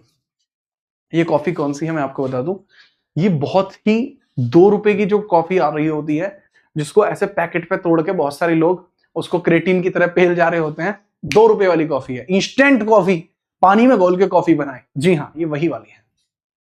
आगे बढ़िए। चीन ने दुनिया की सबसे तेज ट्रेन CR450 को प्रोटोटाइप जारी कर दिया है। 450 किलोमीटर प्रति घंटा की गति तक पहुंच सकती है। CR450 400 की जगह लेगी, जो 350 किलोमीटर तक जाती थी, ये 450 किलोमीटर तक जाएगी। ये चीज यहां पर अनाउंस की गई है, ठीक है। अगला सवाल, यूएई ने ब्लू वीजा प्रणाली विदेशियों को कितने वर्षों का रेजिडेंट प्रदान कर सकती है। जो ब्लू वीजा सिस्टम आपको देखने को मिलता है, ये कितने वर्षों तक के लिए नागरिकों के लिए वैलिड रह सकती है, इसके बारे में चर्चा की जा रही है, उसके बारे में बताइए, ठीक है। याद रखिए सर, ये ब्लू वाटर पॉलिसी मुझे याद आती है, ब्लू वाटर पॉलिसी आपको याद आएगी कि सर ये बताती है भारत के अंदर पुर्तगालियों के बारे में, जब भारत के अंदर पोर्तुगीज आए थे तो उनके बारे में यह चर्चा करती है। अब करेक्ट आंसर इसके बारे में आप याद रखना कि सर जी करेक्ट आंसर आपको पता लगता है कि 10 वर्ष तक के लिए होती है, कितने 10 ईयर्स तक के लिए होती है, ब्लू जो पॉलिसी है 10 साल के लिए होती है। नेक्स्ट, भारत ने किस देश को वित्तीय सहायता देने पर IMF बोर्ड की बैठक से मतदान से बाहर रहने का चयन किया है कि हाँ जी हम मतदान से बाहर रहेंगे, ठीक है, हम मतदान में शामिल नहीं होंगे। ये जो घोषणा है ये किसके द्वारा की जा रही है उसके बारे में थोड़ा सा मुझे बताइए। सर पाकिस्तान के लिए घोषणा की जा रही थी, ठीक है, पाकिस्तान के लिए, ठीक है, याद रखना। देखो मैं पहले ही इस बात के ऊपर खेद आपको जता चुका हूं कि आज मैं आप सबकी कमेंट नहीं पढ़ पा रहा हूं, इसके लिए आपको ज्यादा मचलने की जरूरत नहीं है, आपकी कमेंट जो है कल आपकी पढ़ी जाएंगी, सारी कमेंट आप कमेंट इकट्ठी कर लीजिए। चलो, भारत ने पाकिस्तान को वित्तीय सहायता प्रदान होने पर IMF बोर्ड की बैठक में मतदान से बाहर रहने का फैसला लिया है। फरवरी 2025 में संयुक्त राज्य में यूक्रेन युद्ध रोकने और शांति बहाली के लिए लाए गए प्रस्ताव में अमेरिका ने किसके पक्ष में वोट किया है। अमेरिका ने किसके पक्ष में वोट किया है कि शांति बहाल की जानी चाहिए, तो एक पक्ष चुनना था, तो यहां अमेरिका ने किसके पक्ष में वोट किया है, रूस के पक्ष में वोट किया है, ठीक है। अमेरिका ने किसके पक्ष में वोट किया, शांति बहाली के लिए रूस के, कि रूस ही इसको रोक सकता है, रिस्टोर पीस के लिए। फरवरी में संयुक्त राष्ट्र यूक्रेन युद्ध और शांति बहाली के लिए लाए गए प्रस्ताव में अमेरिका ने रूस पक्ष में वोट किया है। यूक्रेन ने एक पेश किया था जिसका नाम था प्रस्ताव, रेजोल्यूशन का नाम प्रस्ताव किया था, यही आपका यहां पर पारित किया गया है। नेक्स्ट, जून 2025 में भारत के किस पड़ोसी पोषण पाया पर्व आपका शुरू किया गया, मैं बता चुका हूं, श्रीलंका में पोषण पाया पर्व शुरू किया गया, ठीक है, पवित्र पोषण पाया त्योहार देखने को मिलता है। भारतीय प्रबंधन संस्थान IIM अहमदाबाद ने कहां पर अपना पहला विदेशी कैंपस स्थापित किया है, इसके बारे में पूछा जा रहा है। जो IIM अहमदाबाद आपको देखने को मिलता है, इसने अभी रिसेंटली कहां पर अपना जो पहला विदेशी जो अपना कॉलेज है वो खोला है, वो कहां खोला है sir, that is it Dubai UAE में खोला है, ठीक है, याद रखेंगे, दुबई UAE में खोला है, इसके बारे में थोड़ा सा आपको याद रखना चाहिए। अगला सवाल, 9 मई 2025 को रूस के मॉस्को में आयोजित 80वें विजय दिवस समारोह में भारत का प्रतिनिधित्व किसने किया था। देखो अभी रूस के मॉस्को में आप देखेंगे कि 80वें नंबर का विजय दिवस था, तो भारत की तरफ से जो गए थे वो कौन गए थे, इसके बारे में पूछा जा रहा है। सर ये हमारे रक्षा मंत्री राजनाथ सिंह थे, रक्षा राज्य मंत्री संजय सेठ थे, जी हाँ संजय सेठ गए थे, क्योंकि आजकल अपने इनको तो अभी टाइम थोड़ा कम है, ठीक है, इनको तो थोड़ा कम टाइम है, लेकिन ये अभी रिसेंटली आपको यहां देखने को मिले हैं, राजनाथ जी को कम टाइम है थोड़ा, ठीक है, संजय सेठ आपको देखने को मिल जाएंगे। आगे बढ़िए, ईरान की घोषणा के अनुसार कौन सा देश ईरान में 8 न्यूक्लियर प्लांट लगाएगा। ईरान ने कहा है कि हम अपने यहां पर अपने देश को न्यूक्लियर के लिए आगे बढ़ाएंगे, और रशिया ने कहा है कि हम आपको सपोर्ट करेंगे, आपके यहां न्यूक्लियर प्लांट लगवाएंगे, ऐसा रशिया के द्वारा क्लेम किया गया है, रूस के द्वारा क्लेम ऐसा किया गया है, इसके बारे में थोड़ा सा आप याद रखेंगे। अगला सवाल, ईरान ने घोषणा की है कि रूस उनके क्षेत्र में 8 नए परमाणु संयंत्र का निर्माण करेगा, ठीक है, मैं बता चुका हूं। नेक्स्ट है, हाल ही में किस देश की संसद ने 2 सप्ताह के भीतर 2 राष्ट्रपतियों के खिलाफ महाभियोग पारित किया है। अब ये समझ लेना मतलब महाभियोग ही महाभियोग चल रहा है, ठीक है, हमारे यहाँ महाभियोग के लिए वैसे तो आर्टिकल 61 है, ठीक है, जो राष्ट्रपति के महाभियोग को दर्शाता है, लेकिन अभी यहाँ महाभियोग ही महाभियोग चल रहा है। और ये कौन से कंट्री की अपन इधर बात करें, that is south Korea. South Korea में 2 राष्ट्रपतियों को महाभियोग के थ्रू हटाया गया है 1 महीने के अंदर, ठीक है। दक्षिण कोरिया संसद ने 2 सप्ताह के भीतर 2 राष्ट्रपतियों को महाभियोग लगा के हटा दिया। यू शुक शेओल के खिलाफ दक्षिण कोरिया ने यहाँ पर जो है हटा दिया था, महाभियोग के थ्रू हटा दिया था। और कार्यवाहक राष्ट्रपति हान डूक पर भी इन्होंने दोबारा से महाभियोग लगा दिए। किस देश को पीछे छोड़कर भारत दुनिया में तीसरा सबसे बड़ा मेट्रो रेल नेटवर्क देश बनने वाला है? मतलब इंडिया के अंदर सबसे ज्यादा मेट्रो नेटवर्क होगा, तो इसमें हम किस देश को पीछे छोड़ेंगे? सर जापान है, जिसमें हमसे ज्यादा मेट्रो ट्रेन हैं, बट आने वाले कुछ समय में हम जापान को पीछे छोड़ देंगे। तो जापान को पीछे छोड़ते हुए हम आगे आने वाले हैं, याद रखना। तो पहले चाइना है, दूसरा यूएस है और तीसरा इंडिया हो जाएगा।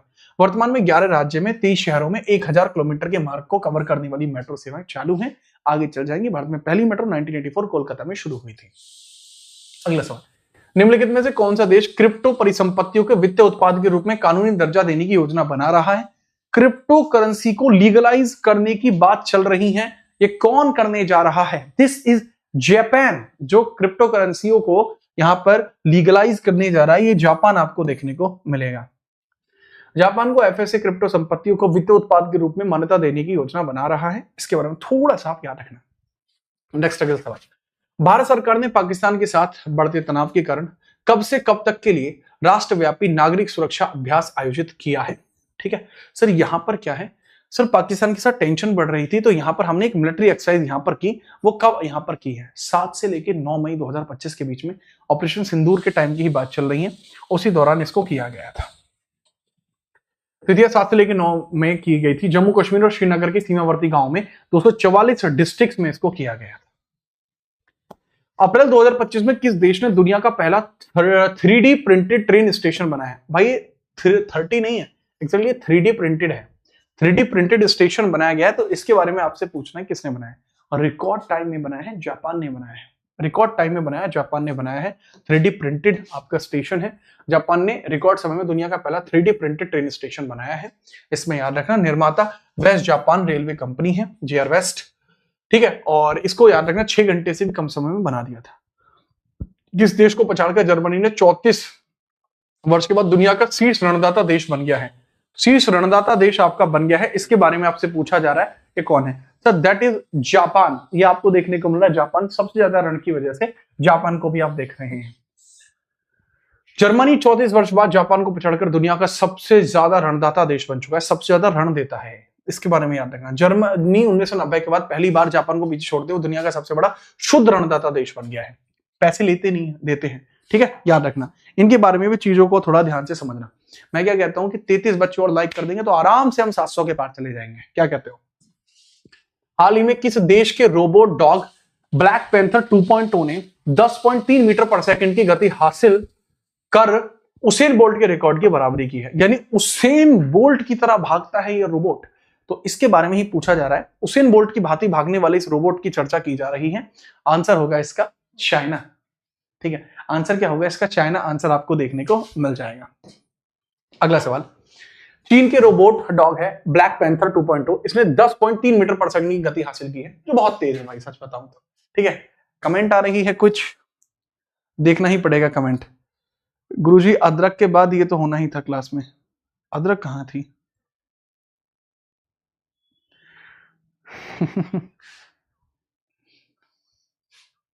मित्र बदमाशी नहीं। एक बच्चा कह रहा है एज रिलैक्सेशन करवा दीजिए, भाई मैं ही करवाऊंगा, मुझे लग रहा है, टेंशन मत लो। किस देश द्वारा भारतीय यात्रियों के लिए शुरू किया गया ई वीजा 1 जनवरी 2025 से प्रभावी हुआ था? ई वीजा 1 को स्टार्ट किया था, तो पूछा ही जा रहा है ये किसके द्वारा शुरू किया था? इजराइल ने शुरू किया था ई वीजा 1, ठीक है, थोड़ा सा इसके बारे में याद रखना। तो इजराइल ने भारतीय यात्रियों के लिए ई वीजा शुरू किया था, ठीक है। प्रभावी कब से हुआ? 1 जनवरी 2025 से हुआ है। अगला सवाल, हाल ही में किस देश ने CR450 high speed train 453 kilometre की स्पीड दर्ज करेगा? मैं बता चुका हूं, चाइना के द्वारा शुरू किया गया था, ठीक है। चीन ने CR450 लॉन्च की थी, इससे पहले CR400 थी इनकी, वो 350 चलती थी, 450 चलती है।